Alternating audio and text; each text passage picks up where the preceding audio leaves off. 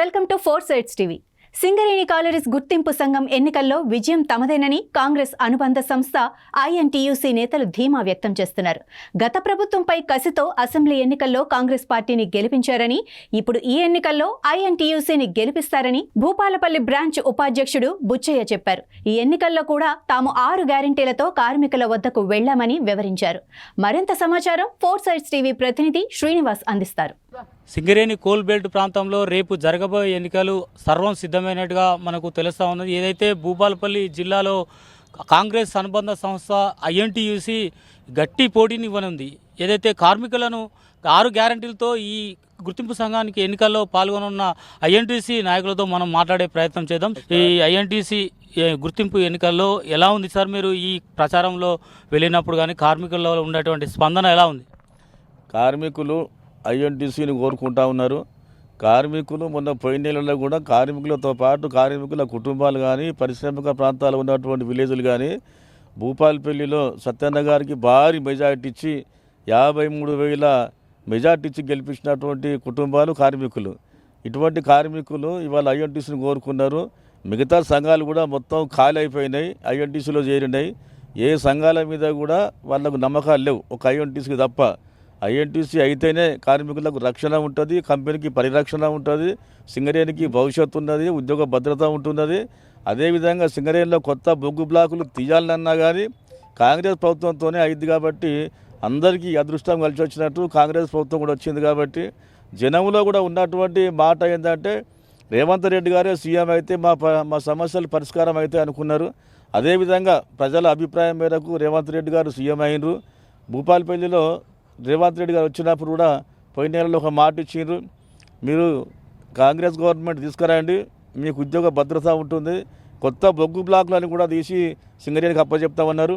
అదేవిధంగా కార్మికులు ఆర్నీసులు కష్టపడి నెల జీతం పొందే సమయంలో ఒక పేషెంట్ చూసుకుంటే జీతం సిటీలో కనీసం 25 నుంచి 40 దాకా ఇన్కమ్ ట్యాక్స్ రికవర్ అవుతుంది. ఈ ఇన్కమ్ ట్యాక్స్ని తొలగించే బాధ్యత నేను తీసుకుంటా ప్రభుత్వం వస్తా అని చెప్పి మా హామీ ఇచ్చిండు మా రేవంత్ రెడ్డి గారు. అదేవిధంగా ఆయన కూడా ముఖ్యమంత్రి అయ్యారు. కాబట్టి మళ్ళీ సింగరేణిలో కూడా 6 గ్యారెంటీలు అమలు చేసినాం. దానికి భరోసా పత్రంగా ప్రతి కార్మికుడు తీసుకుంటా ఉన్నాడు.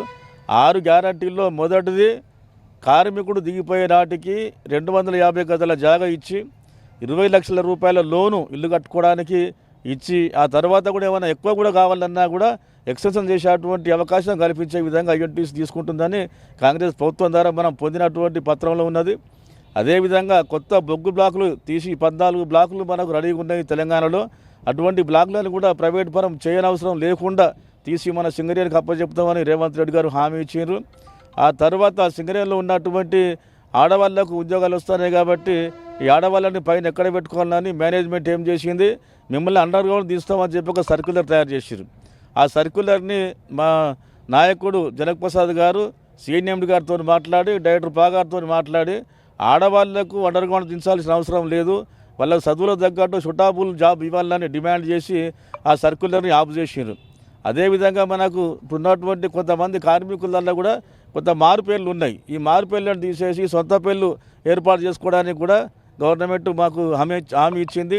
దాన్ని కూడా ఐఎన్టీసీ మేనిఫెస్టోలో పెట్టినాం మేము. అంటే గత ఎన్నికల్లో టీబీజీకేఎస్ అంటే తెలంగాణ బొగ్గు గని కార్మిక సంఘం అంటే తెలంగాణ రాష్ట్ర అనుబంధ సంస్థ అయినటువంటి టీబీజీకేఎస్ గెలవడం జరిగింది. అప్పుడు ఈ యొక్క ఓసీలను బంద్ చేస్తాము, అండర్ గ్రౌండ్లను మైన్లను చేస్తామని చెప్పారు. ఎంతవరకు చేశారు అది? అసలు అండర్ గ్రౌండ్ బాగా దీటే కదా వాళ్ళు అండర్ గ్రౌండ్ సర్ఫేస్ చేసేది. సర్ఫేసులనే ఎక్కువ చేస్తారు, ఓసీలనే ఎక్కువ చేస్తారు. ఇప్పుడు ఆయన కేసీఆర్ గారు ముఖ్యమంత్రి అయ్యే నాటికి మనకు ఓసీలు ఏమి ఉన్నాయో ఇప్పుడు అవే ఉన్నాయి. ఇంకా ఒకటి ఎక్కువనే జరిగింది, కానీ తక్కువైతే కాలేదు. కానీ ఏ ఒక్క బావి మాత్రం తీయలేదు. ఆయన చెప్పిన మాటలన్నీ అబద్ధం, కేసీఆర్ చెప్పినంత అబద్ధం చేసిండు. అదేవిధంగా పూర్తి స్థాయిలో ప్రైవేట్ పరం కావడానికి కేసీఆర్ చేసినటువంటి పెద్ద పన్నాగం బయటపడ్డది. తాటిచెల్ల ఓసీ అనేది అతిపెద్ద ప్రాజెక్టు సింగరేణికి.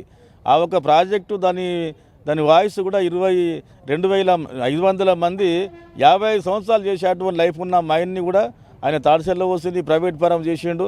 ప్రైవేటు కాంట్రాక్ట్ పెరిగితే ఇచ్చి ఆదాయం మాత్రం బిడ్డ పెరిగితే మలుచుకున్నాడు. ఐఎన్టీసీ కనుక గెలిస్తే మీరు రాబోయే రోజుల్లో ఏమేమి చేయబోతున్నారు?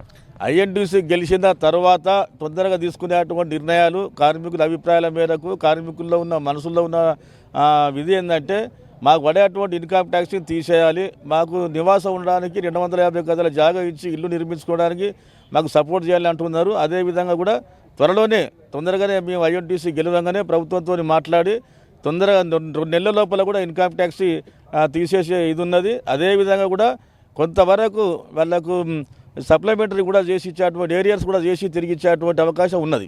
ఈ యొక్క గుర్తింపు సంఘం ఎన్నికల్లో కాంగ్రెస్ పార్టీ అనుబంధ సంస్థ అయిన ఐఎన్టీసీ కనుక గెలిస్తే రాబోయే రోజుల్లో కార్మికులకు ఇన్కమ్ ట్యాక్స్ రద్దు చేయడమే కాకుండా గృహ నిర్మాణం కోసం లోన్స్ అంటే ఇవ్వడం జరుగుతుంది.